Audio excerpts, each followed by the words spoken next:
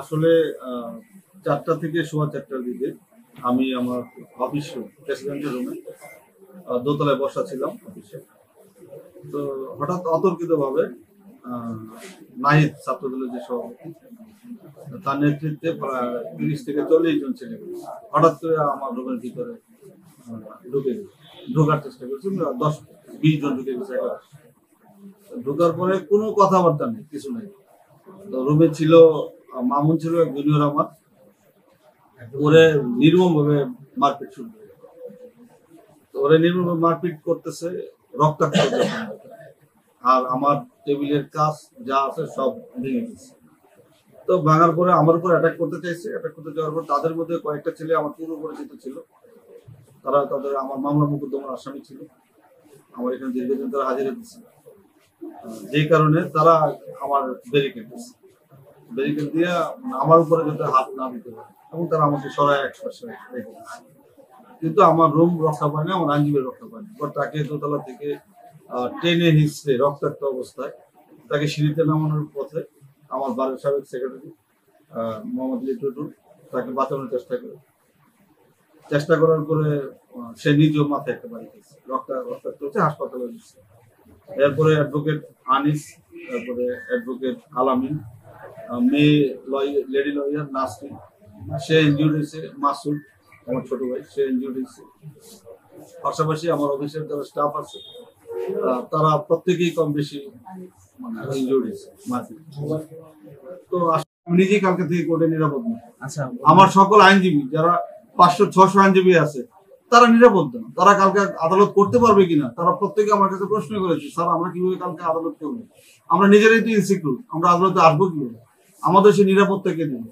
আমি মাননীয় প্রধান উপদেষ্টা আমি জানি, উনি একজন প্রজ্ঞাবান ব্যক্তি, নোবেল বিজয়ী উনি, এবং যারা নেতৃত্বে আছেন আমাদের মাননীয় উপদেষ্টা মহোদয়গণ আছেন। আমি আপনাদের মাধ্যমে ওনাদের কাছে বিনীত অনুরোধ রাখবো যে অন্তত এই দেশের সাধারণ মানুষ আর যারা আইন আসছে জনগণের জন্য কাজ করে আমাদের নিরাপত্তা যদি না দিতে পারেন তাহলে কিভাবে হবে?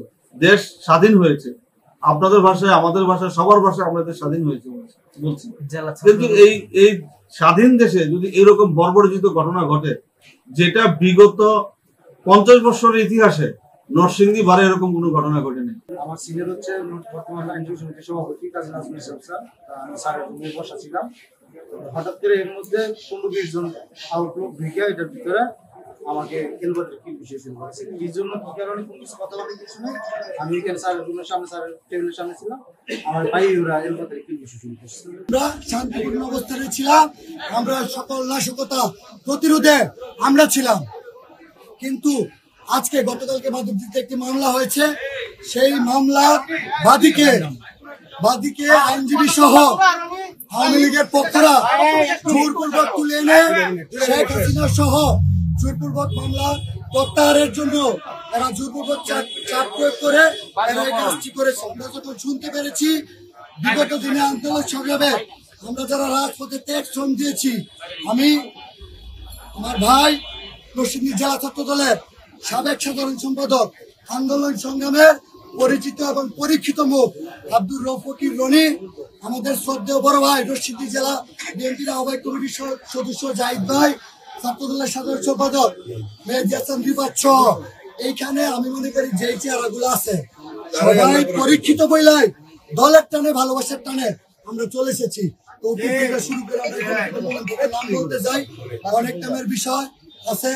সবচেয়ে বড় কথা হচ্ছে আমরা বিএনপি পরিবার, আমি রফিক রনি, জাহিদ ভাই এবং রিফাতের নেতৃত্বে আমরা এসে বাদীকে উদ্ধার করেছি এবং এই জোরপূর্বক হলফনামা আমরা উদ্ধার করেছি।